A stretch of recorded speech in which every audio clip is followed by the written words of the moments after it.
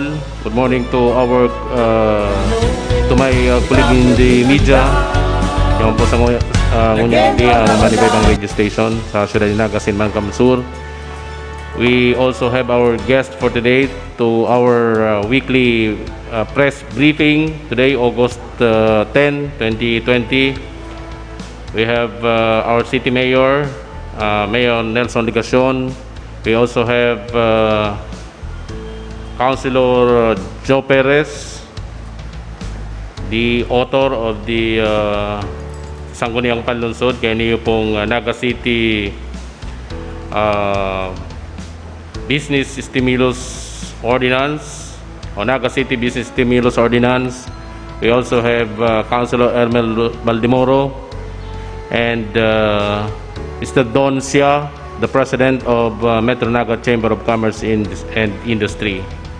Ang topic na po niyan, update sa COVID-19 and also ipapaliwanag man po ang pinirmahan ni Mayor Son Ligacion sa implementasyon kang Ordinance 2020-074 o ini pong Naga City Business Stimulus Ordinance. Aratyan lang po yan, mga pirang minutos lang.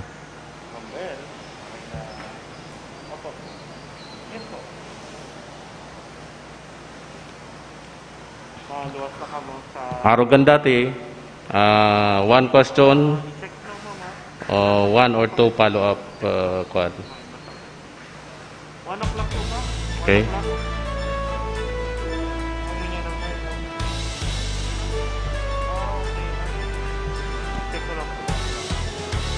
Palatalaton lang po si Councilor Joe Perez.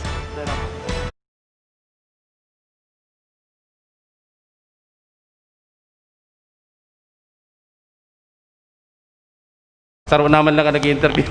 We are now live at our city's official page. So before we start, before the briefing, si mga pag-iribat na po digi sa laog, we'd like to acknowledge Boy Rita of DWOS 103.9 GMA7.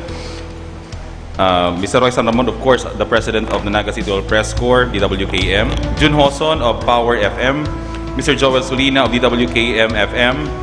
John Madrid of the Philippine Information Agency, Camarines Sur. Ms. Celine Villaranda, Bombo Radio. Mr. Danny Cuerdo of Radyo Bicolan. Okay, thank you, Alan. Punanta na po sa tuyang press conference kunya na aga, August 10, 2020. Ang bago po po ng Q&A, agadan tango na po ning panginot na tatramon mensahe ang sa tuyang pong alkalde kan Ciudad de Naga, Mayor Son Ligacion. Good morning, sir. Good morning, tabi sa imo Roy, sa gabos ng mga amigo asin amiga sa media.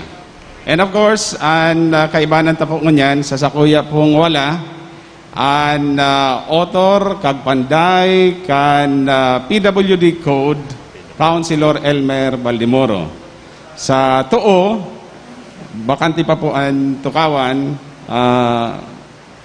may interview po kaya, si Councilor Joe Perez. And of course, ang presidente po kan Metro Naga Chamber of Commerce and Industry, si Mr. Dondon siya.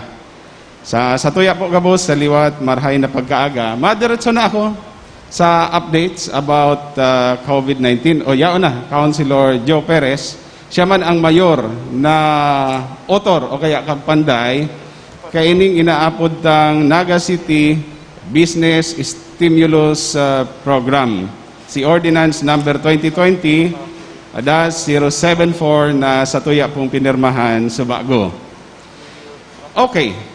Pira na po ang konfirmadong kaso nin coronavirus sa tuya pong syudad. 115. Ang aktibong kaso, 36. Subanggi, 35 po yan. Ang nakadagdag, si Bicol number 662. Kaya po siya naging 36. Si mga recoverista, dakol na po siya. Total of 77. Kasuod may naidagdag pong 5. Itong bilang na 77, kabali na po itong 5. Igaw po kita ang duwang gadan, si Bicol number 12, asin si Bicol number 351. Okay. With respect to RT-PCR test results. Dakol-dakol na po puon kan July 23 ang period covered hanggang August 6.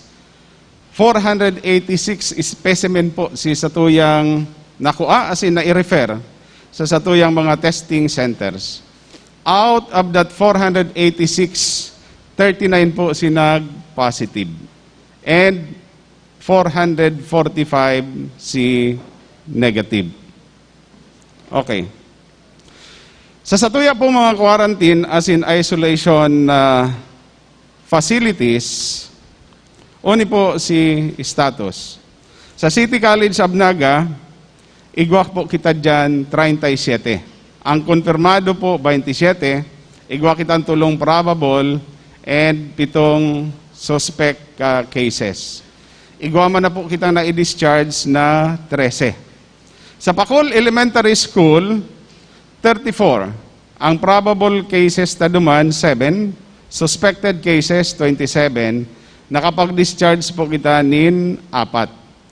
Sa Don Leon Mercado Quarantine Facility, medyo diit po ang laog duman. Total of 19. Ang probable cases na po duman, 16. Suspected cases, 2. Asin, igwa po kitang discharge na 5. Okay. Sa City Nursery, dahil po siya okupado ngunyan. Ang sa tuya pong Civic Center, Siringman. Ninulita the other day, igwa pa lang po kita na discharge na 5. So ang Samarita po ngunyan, igwa kitang total patients of 90. Si COVID patients na po, 27. Probable cases, 26. Suspected, 37. Si discharge na po, 27. Igwa kitang for swabbing na 22. As in, naghahalat man po kita nin RT-PCR result para sa 17. Sa satuya pong holding facility sa GMR Coliseum, igwa po kita duman 33. Ang Taganaga po duman 31. Igwa pong 2 non-residents. Sa mga naka-home quarantine, total of 955 na po. Si locally stranded individuals, 639, OFWs, 183, and then igwaman inaapod na with short-term travels, nasa 133. Out of this number, 955, 599 ang nakatapos na po nin 14 days quarantine. And then, igwa pa po kitang natatada for monitoring, 356. So, arog po kayang kadakol si numero na nag-avail po kay itong home quarantine. As in, sa paagi po kaini, natatabangan man po ang lokal na gobyerno Kanaga dahil kung daita po ini itinugot, da ikakayanon kan sa tuya pong isolation or quarantine facility. Okay? Sa mga returning residents na nag-qualify for hotel quarantine, 154 man po yan. Distributed in 7 hotels in Naga City. Daita lang po mapangaranan dahil daiman po na pag-ulayan as in daiman po nagsabi na pwedeng pangaranan. Pero nasa 7 hotel, digdi po sa satuya pong syudad. Sa 154, 146 na po ang nakakompleto. Nakatapos na po nin quarantine. 7-day quarantine, as in itong natatadang 7 aldaw, itinugot na po si home quarantine. Ang under monitoring ta po, meaning nasa hotel pa po siya, 8. Okay. Lockdown areas. Ano po si mga area sa Naga na under lockdown pa? Duman po sa may Grandview Heights, sa may Hasmin Street, house lockdown na lang po siya. Dati po, portion lockdown kan street, downgrade na po, nilimit na lang duman sa Harong.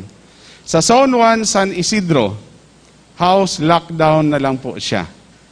Sa Lumeda Subdivision, hindi po Subangi pa lang po kita nag-imponer, pero house lockdown. Tadaiman po nagparaluwas, as in may distansya man sa kada harong. Sa Maryville Subdivision, in connection with Bicol number 625, house lockdown po ini. Sa 4th Street, Doña Clara Subdivision, kung saan ang concern ta po digdi si Bicol number 442, si Joel Brendia, nagtugot man pong pangaranan, portion lockdown. Dahil pa po lilift, dahil pa po hali si lockdown. Sa may crossing, sa Triangulo, portion lockdown man po in connection with Bicol number 507. Sa Fraternidad and Obreros Streets, Tabuco, kung magigirumduman, hinalita na po si lockdown. Kaya lang after 1 week, may nagpositibo na naman po. Kaya napiritan po kita na ibalik si lockdown. Dua po si nagpositibo, si Bicol number 553 and 554. Medyo may paghadit po kami sa Health Emergency Response Task Force na baad igwa pa sa lugar. Kaya poon po ngunyan, masagibo po kita nin rapid testing. May mga identified areas po duman, dahil mang kaipuhan nagabos sa Fraternidad as in Obreros i-rapid test. May mga na-identify po duman, pero dakol-dakol po ito, kaipuhan na mag-agi po nin rapid test bago ta halion si lockdown. Hopefully, ngunya na pagkaaga, matapos po, ngunya na aldaw, matapos po si mass rapid testing sa lugar na yan. Okay, Santa Rafaela, sa Sabang, compound lockdown, ongoing pa din po. Duman po sa may Harani, sa Barangay Hall, kan Igualdad, portion lockdown.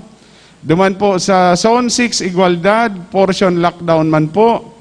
Zone 2, Dayangdang, compound lockdown, daita pa po pigahali. Sa Makaroy compound, sa may Lumeda Subdivision, San Felipe, hali po kita duman Subangi, nag-imponer po kita nin portion kan compound on lockdown.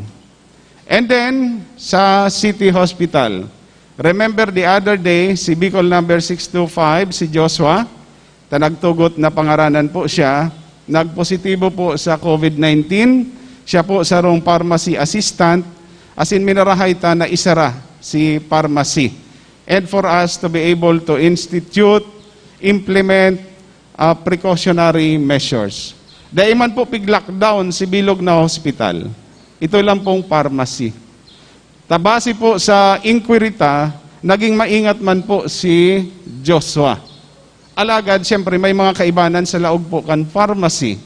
So, kaipuhan na maasigurar, bako lang si mga yaon sa laog kan pharmacy, kundi si gabos na nagtatransact sa pharmacy.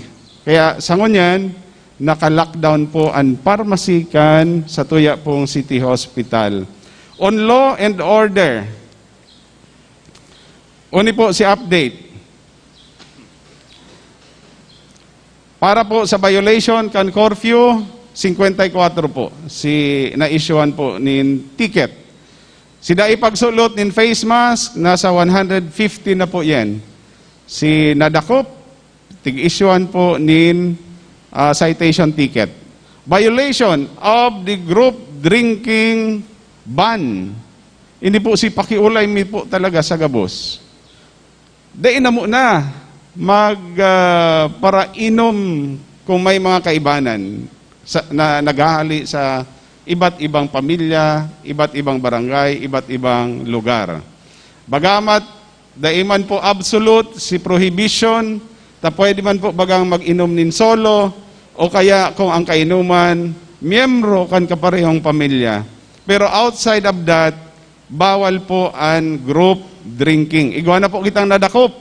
90. The other night, dyan po sa sarong establishment along Diversion Road, may dinakop po kita dyan. And ang mamundo, tasaro po duman, nag-positive for IgM. Hali pati sa Manila. Bagamat mayo pang resulta si swab test, pero siyempre dahil haling Manila, nag-positive for IgM, nakiinuman, o di nadagdagan na naman po si paghadita, si kasibutan. Kaya ini po talagang group drinking ban ordinance na ini. Si seryosohon tapo si pagpapatupad ka ini. Non-observance of physical distancing, 45 po. Backriding, 96. And then any motorcycle without barrier, 59 na po sinadakop. Ako po dahil po nagsusugo ka ini. Kaya lang ang PNP, sinasabi po ninda, obligado ngayon kami, ang nagsugo mo niya sa Muya, si Region ang nagsugo mo niya sa Muya, PNP Headquarters. Non-observance of physical distancing inside PUB, 48 na po, si Nadakop. Drinking in prohibited places, 19. Smoking in public place, 60. And then itong general curfew for establishments, 33. Sina-issuean na po nin citation ticket. Okay.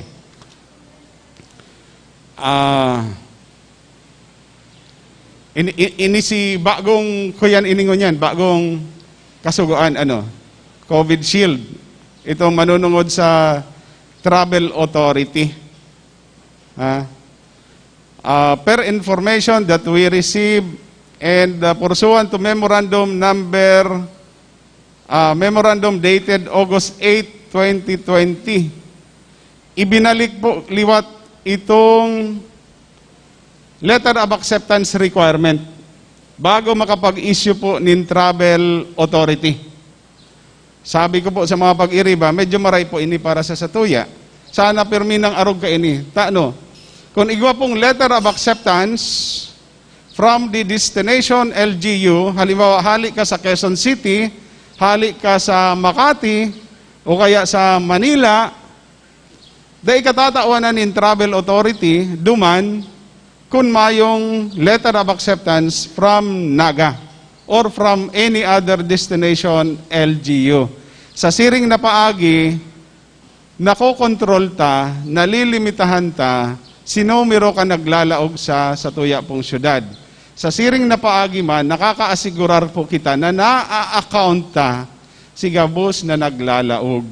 As ininhuli man po kayan, pwede tang sabihin, kayang-kaya ming atamanon sa satuya pong quarantine facility si mga naglalaog po sa satuyang syudad. So, saro po yan na maray na development. Related to Bicol number 625, itong pharmacy assistant sa Naga City Hospital, initially, nagkaigwa nin issue. Taduman po baga sa official statement, pinangaranan ta si Joshua. Pero sa totoo lang, bago man po pinangaranan si Joshua, bago ibinali ang sa iyang pangaran sa official statement, tigkaulay ta po siya.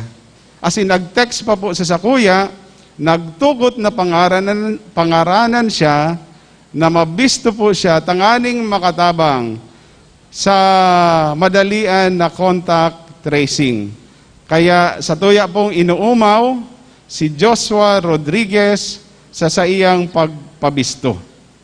Siring man, tulos na pig-lockdown ta si pharmacy, as in pig-isolate ang mga kaiba ni Bicol number 625. Si pusog na biosecurity protocol, Naga City Hospital, inassure po kita ni Doc Joseph Sanchez na pinapatupad, puon pa po ka ito.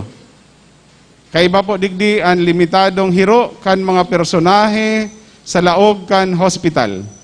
Kaya po pharmacy lang, asin bako ang bilog na hospital ang pig lockdown. Sa ngunyan, padagos po ang contact tracing sa mga kaibanan sa laog, asin siring man, so sa iba na nagkaigwa po ni exposure sa iya. Secondary exposure. And siring man, regular po si disinfection sa Naga City Hospital. Dahil po dyan, tiga-asigurar ta po ang publiko na mayong dapat ikahadit. Pag-abot po sa serbisyo kan sa tuya pong City Hospital.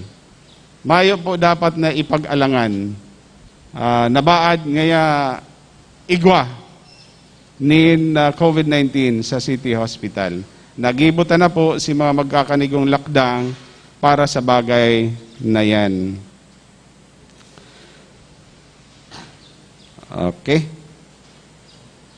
Para po duman sa Business Stimulus Ordinance, as in PWD Code, itatao ko na lang po si pagpapaliwanag po kayan sa mga naging tagapagpanday kan mga nasabi na pong opisina.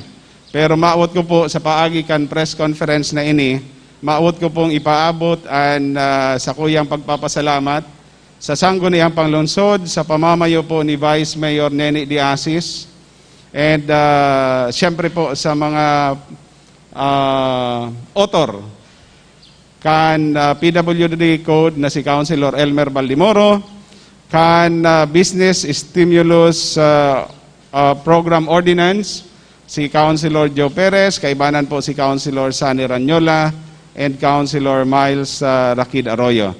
Ininghuri pong ordinansa, dakula po ang magiging tabang kaini. Kung magigirumduman, igwa po kitang pinadarang surat sa sangguniang panglungsod together with the proposed ordinance, tanganing matabangan ta po si mga saradit na negosyante. Lalong-lalo na si igwaman nin mga hard employees na inaapod. Tanganing pag natabangan ta po sinda, si mga empleyado po ninda, matatabangan taman po. Dakulang bagay po ini para sa local economy. So, for now, yun lang po muna siguro yan. Para sa ibang bagay, especially itong PWD Code, as in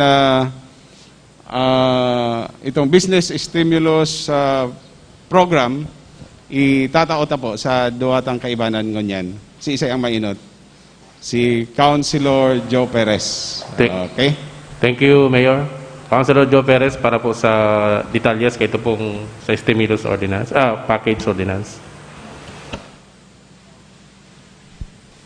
Hello. Okay, salamat. May colleagues in the media. Siring po kang mga sinasabi ko sa mga nainot na interview, ang ideya pong ini naghalik mismo sa satuyang alkalde. Susog siguro ini sa iyang pakikipag-dialogue asin mga ginibong konsultasyon sa mga miyembros kang satuyang local business sector na yaon nga ni po na pinagre-representar po niya na aldaw ni Mr. Doncia, ang presidente ng Metro Naga Chamber of Commerce and Industry, na kung saan siya man po naging parte kang samuyang ginibong mga committee hearings, tangani pong plansyahon itong proponidong ordinansa na isinumiter po sa sanggunian for consideration for transformation into an ordinance ngunyan po ngani na-realize sakta ang sa paagi ning formal pong pagpirma kan sa tuyang alkalde, tangani pong tulos maging effective ini pong implementasyon kang inisyatibong iniyo para sa tuyang business sector. Effective immediately po ang ordinansang ini. Alagad bago po kami formal na ma-acceptar ning mga loan applications, magkakaigwangon na pong meeting ang board sa aga pong hapon pagkatapos kang isang guniang session. Ang board po na pinamamayuhan manggirarekan sa idong lingkod bilang pamayok ang committee on isang guniang committee on trade, business, and economic enterprises. Asin ang mga members ko po igdi. Iyo po ang pamayok ang Metro Peso na si Mr. Jun Mongoso. Yung siring man po si Mr. Ramon Florendo kang Market Enterprise Promotions Office. Siring kan sinabi ko si Doncia asin ang representante po kang Naga City People's Council na ipapadara ninda. Kabali man po si Provincial Director kang DTI, si Madam Edna Tejada. Sa aga po may meeting kami para ilaan na po ang mga specific procedures as in basic requirements sa pag-apply po sa pag-apply for loan assistance. Simple lang po ang hinahagad na requirement, mayor's permit, saka proof na igwa po siyang at least one employee na resident po, one employee or worker na residente po kang siyudad kang Naga. Other than that, hihilingin mo po sa iyang kapasidad kan sa iyang negosyo asin sa iyang determinasyon na liwat buhaton sa iyang negosyo na nagsapo po o naapektaran kay yung sa tuyang pandemic na yung ani ang sa tuyang pig-address na yung ani po ang pig-address kang ordinansang ini. May nagsabi sa kuya na may pa pong LGU at least here in Bicol na nagkaigwang araw kay ning inisyatibo. Siguro sa mga masunod na aldaw, maarog man sinda sa karahayan kang obhetong iniyo, kang sa tuyang ordinansa, and that will be an honor to us. Nakita na naman po ang nanginutan sa araw kay ning inisyatibo. Si may mga hapot po, ano nga niya natabi ang, sige. Salamat po. Thank you, Sir Joe, Councilor Joe Perez. Para po sa PWD Code, yan po si Councilor Ermel Badimoro. Mabalos Roy, Reynaga po sa Toyagabos, Mayor Nelson Ligacion, Councilor Joe Perez, President Doncia, sa gabos po na mga amigo sa media, maray na pagkaaga. Ang PWD Code po, ini itong katiripunan kang gabos na mga leyes, reglamentos, asin polisiya, manungod po sa satuyang mga persons with disability. Digdi po sa PWD Code, nakalaag digdi itong pagtaon ng electronic PWD ID para po ito pong ID na kumpleto na ang data na pag pig-scan po itong barcode, maluwas itong kumpletong impormasyon kang sarong PWD. Kung ano po itong pangangaipo niya, kung ano itong mga asistensyang pwedeng ikatao sa iya. Kabali man po digdi itong pagtaon ni mga assistive devices, araw kang wheelchair, saklay, hearing aid, salming, asin iba pa. Na ito pong mga pangangaipo kansarong PWD. Kabali man po digdi itong pagtaon ng food assistance sa mga abandoned and bedridden PWD na ito pong nangangaipong maray na kaipuhan ng pagkakan. Kabali din po itong scholarship asin financial assistance para po duman sa mga PWD gusto magklase ng college, gusto mag-enroll sa alternative learning system. Kabali din po itong pagtaong tabang medical asin pagpapabulong. Kung sa Naga City Hospital po, libre siya, libre ang pagpa-hospital, ang laboratory asin bulong. Kung sa luwas man po kang Naga City Hospital sa mga other private and government hospital, nagtatao man po kita ng medical assistance sa paagi po kang CSWD. And kabali din po itong pagtaong burial assistance on top kadtong pigtataong burial assistance kang lokal na gobyerno kang Naga. So kung ito pong usual na tinatao sa paagi po kang sa tuyang alkalde, may kadagdagan pa po yan na 3,000 pesos burial assistance. Libreng sine. Nagkataon lang po ngunya na dahil pabukas ang mga sinihan, pero kabali na po ang PWD sa libreng sine sa katuwang tang mga sinihan. And pagtao po ng cake sa aldaw kan sa indang kumplianyo. Kaya saro po ning pagpamati kang lokal na gobyerno kang Naga sa pamamayo po kang sa tuyang alkalde na ang sektor po na mas nangangaipuhan arog kang PWD nagigiromduman po lalo na sa iyang kaaldawan. Kabali din po sa ordinansa ang pag-elevate kang PIDAW, ining Persons with Disability Affairs Office, bilang saro ng departamento. Ngunyan po baga, sarong opisina lang ini under the City Mayor's Office. Digdi po sa ordinansa, magigibo na siyang sarong departamento. Ang pinakainot pong LGU na igawa ng PIDAW na departamento. And kabali din po digdi itong pagiging full-time ka mga community-based rehabilitation specialist. Ngunyan po, ang CBRS, saro siyang BHW na dinagdagan lang ng trabaho bilang CBRS.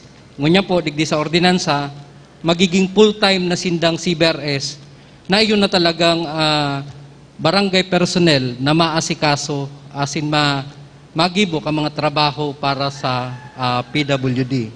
Kabali din po sa ordinansa, itong pag-alokar kang 1% kang city's annual budget para sa persons with disability na ilalaag po sa opisina kang PIDAW. Ang PWD code po, iyo ang pinakaenot na naipasar na PWD code sa enterong Pilipinas.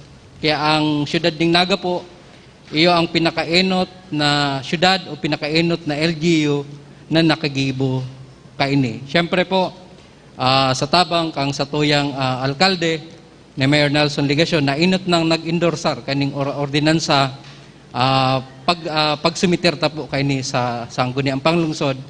And of course po, sa tabang kang PIDAW ni Sir PJ Barosa, sa paghaman kaini, katuwang tapo ang mga presidente, asin mga miyembros kang Naga City Federation of Persons with Disability, asin iba pa pong sektor, araw kang Nasibya, itong Naga City Visually Impaired Association, headed by Sir Boots Robredo, Naga City Deaf Society, headed by Mr. Philip Oliban, the Naga City Women Disability, as in iba pa pong mga organisasyones ka mga PWD digdi sa syudad ng Naga. Kaya nagpapasalamat po kita na naipasar na ini yung PWD na matao po ng kadagdagan ng mga serbisyo as in benepisyo para po sa satuyang mga persons with disability digdi sa syudad ng Naga.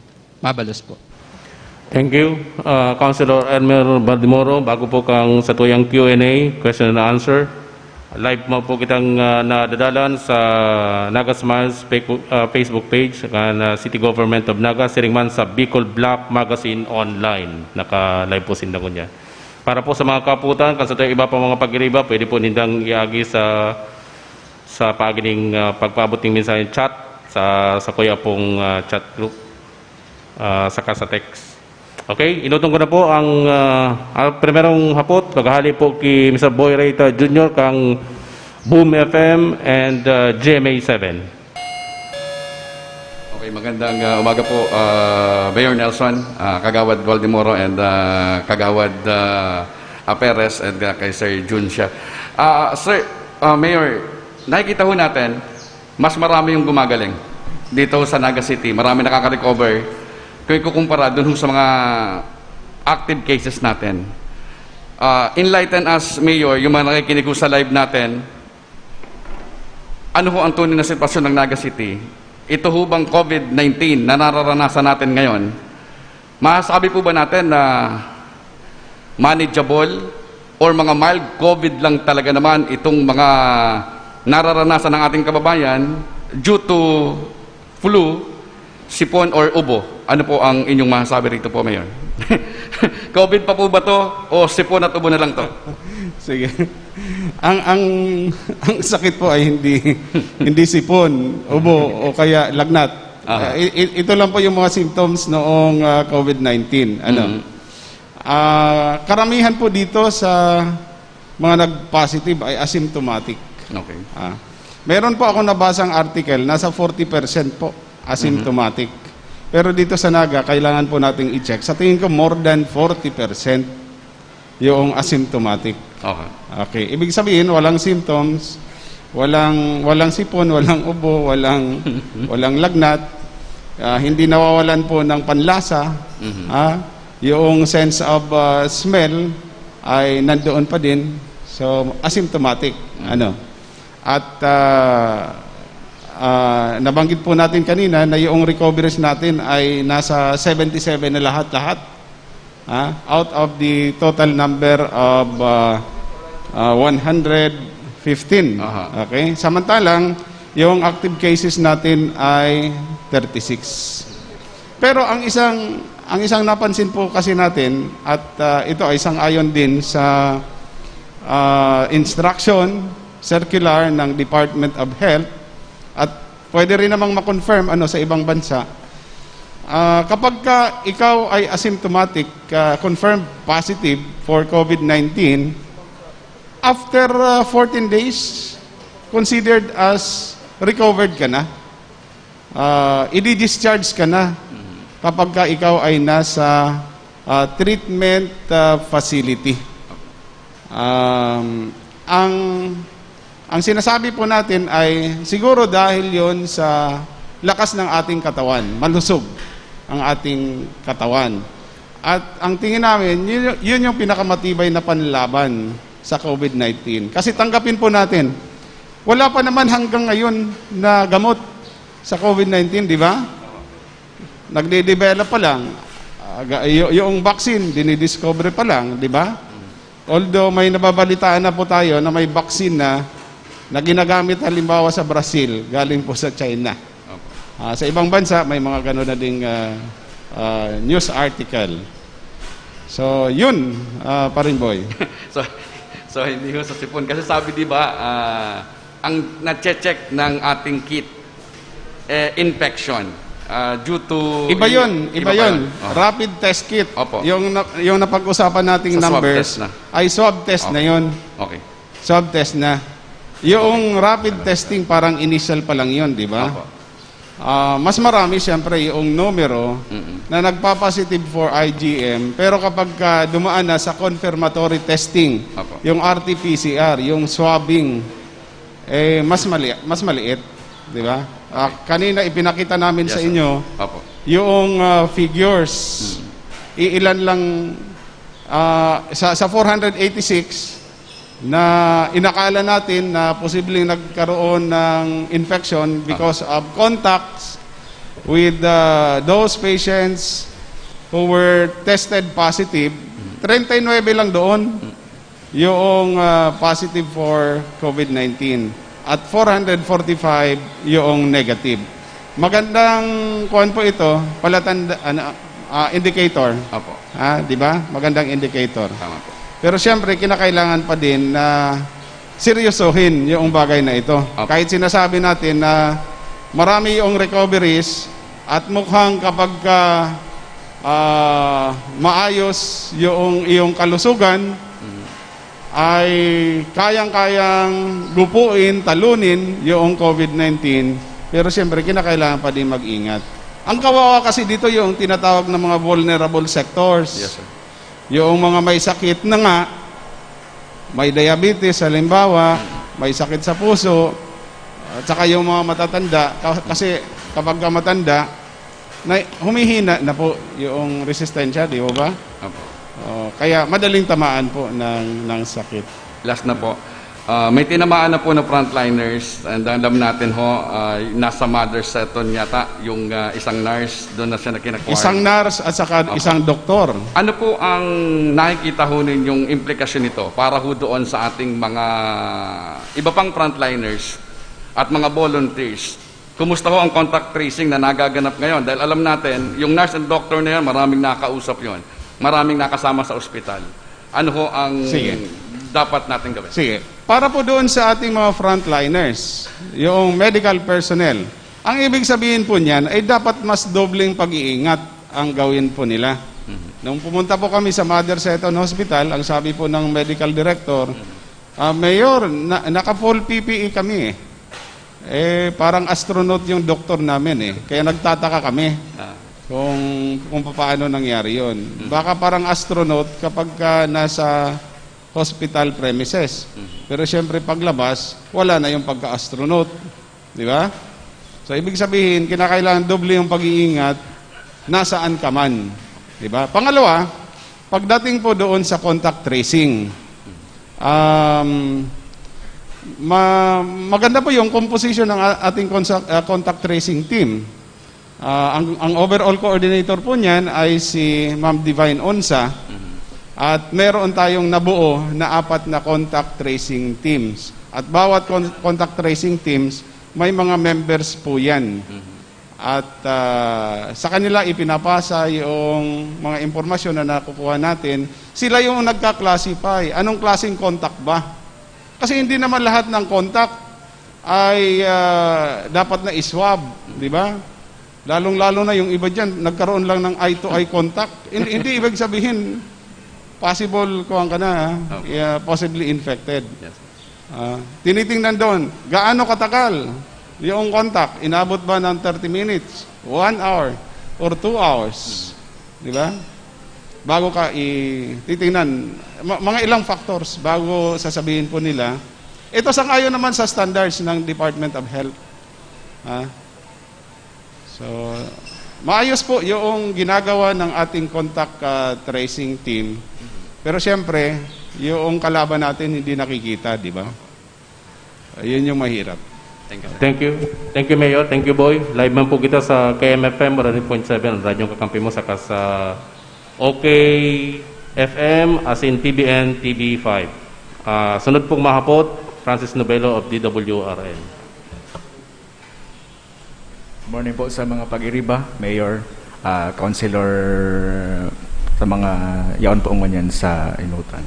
Mayor, first of all po, last week, na-mention mo po regarding sa contact tracing app. Any development po naman, Mayor? And kung may update na po, how will it work po? Sige. Wala pang final configuration at binigyan po natin ng 2 weeks yung team for it to be able to present to us the final form and thereafter yung launching nito.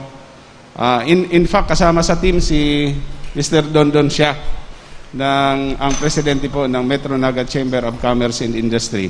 Naghihintay po tayo within the week. Yung huling pag-uusap po natin last week. So ngayong week, inaasahan po natin na may update. And hopefully, ready na for launching ng ating contact tracing app.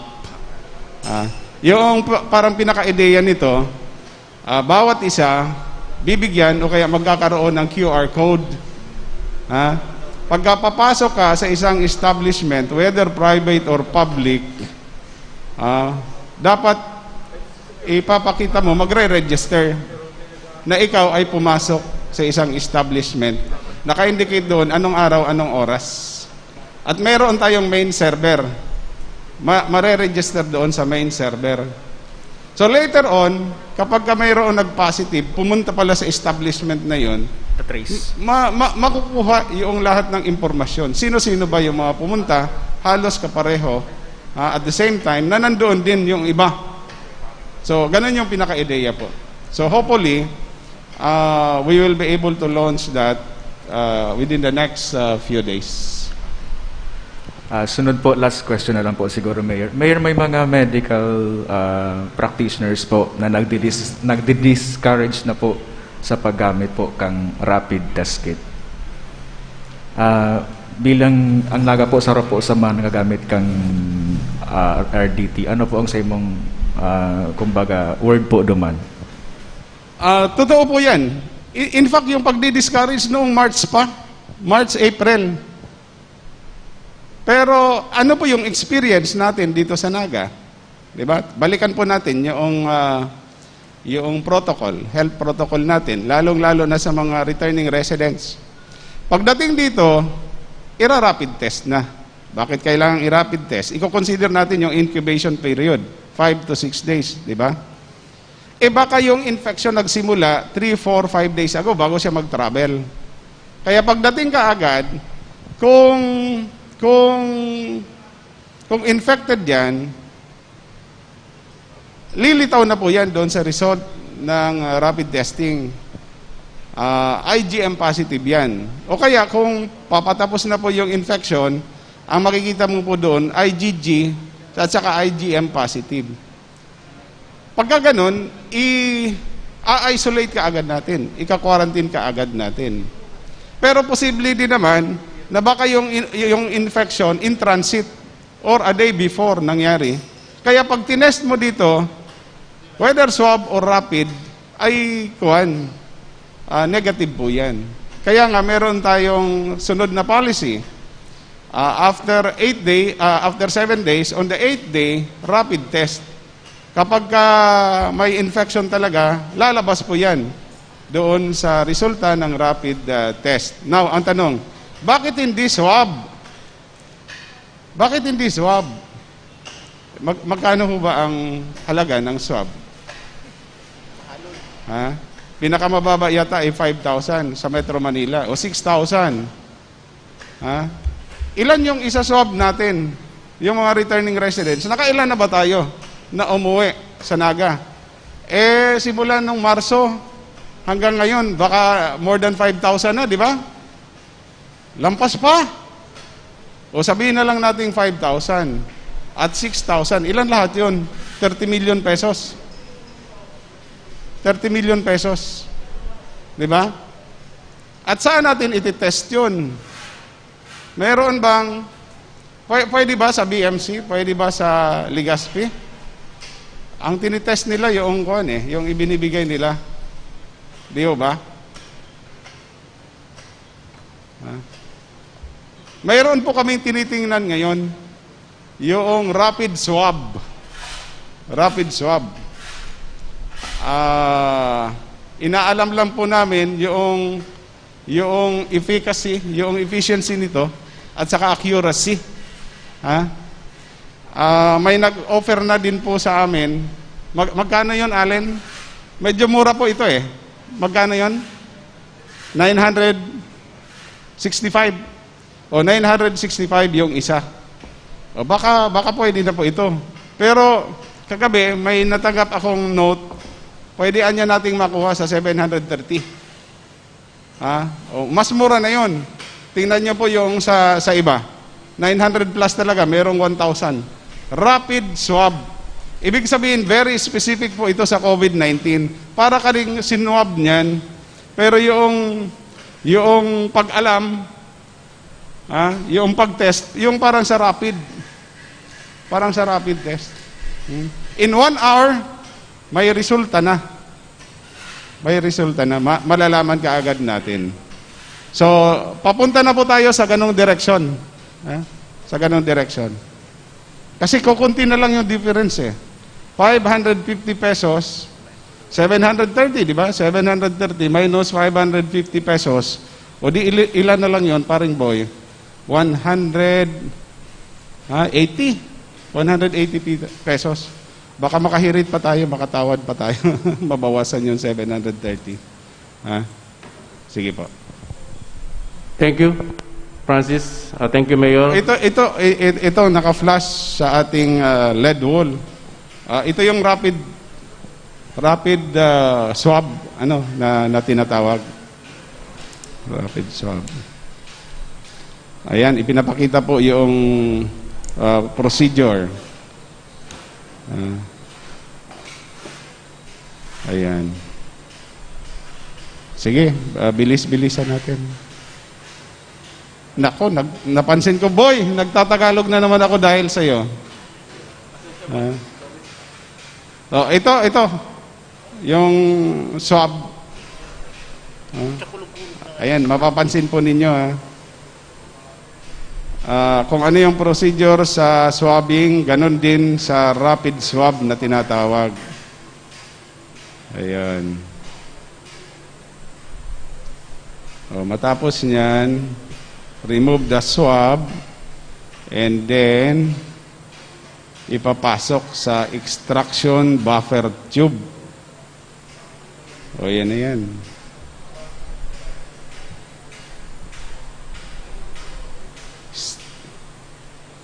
Ayan, ayan na yung test kit. May specimen well kung saan idadrop yung sample. Diyan na malalaman kung positive or negative for COVID. Kuwan ito, COVID specific ito.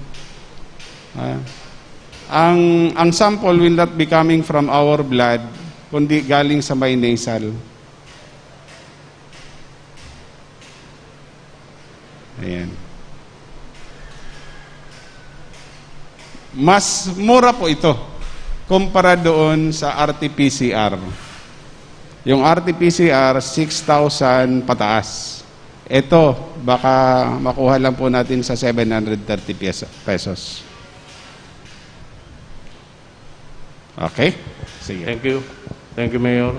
Bago kang hapot ni Angelo, may hapot po digdi via text sa Likiri sa Mustar.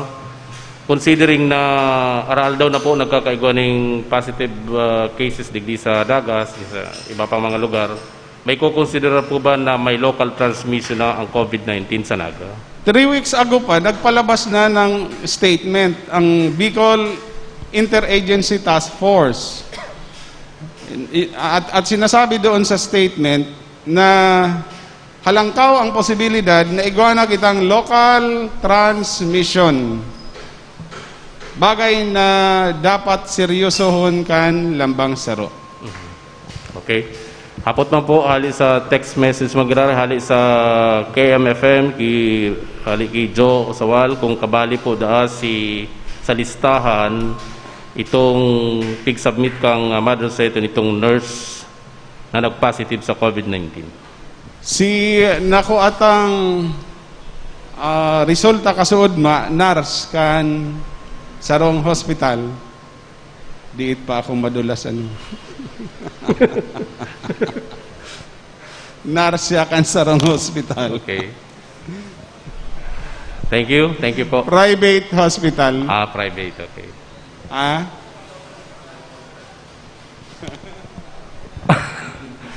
Thank you po. Hapot, hali ki Mr. Angelo Abugaw of Radyo Agila. Mayor, good morning. Last week, in-update mo kami na, kundi ako napapasala, nasa 11 na mga barangay nag-response naman sa pangapunan mong quarantine facilities. And sabi po nindo, bibisitahon kung talagang pwedeng gamiton. Ano po ngunyan ang latest na information po? Igwa na po, ginibo na si pagbisita. Pwede nang garamiton, si mga, ang apod na sa iya, community-based quarantine facility. Pero pareho po kan sabi ta sa mga kapitan. Last recourse lang ito. Hanggat kaya po kan quarantine facility kan syudad, sa tuya. Pag nag-overflow, pag sobra, o di duman na po ang gagamitan ka. Incidentally, itong sa Santa Cruz, to cover some barangays, but this is subject to discussion with the Department of Education. Magigirumduman po, baga may ipinapatugdok itang eskwelahan duman. Si inot na school building, 2-story, 8 classrooms, di ba? By next week, ready na for turnover ito sa Satuya. Pag-iisipan mi kung pwede mo nang gamiton as a treatment facility. Pasiguro lang, tabaad sa adyang kayang kadakol na anyaon sa CCN building along Almeda Highway. Likewise, itong kataid, si ipinapatugdok ta na City Health Office 2, pinapa-speed up ta po si construction ka ito. Dati, si timetable ka ito, October. Pero dahil po sa COVID-19, nasuspend si patrabaho ka ito by around 2.5 months yata. So, nai-atras, garo January na, December or January. Pero ang pakiulay tangon niya,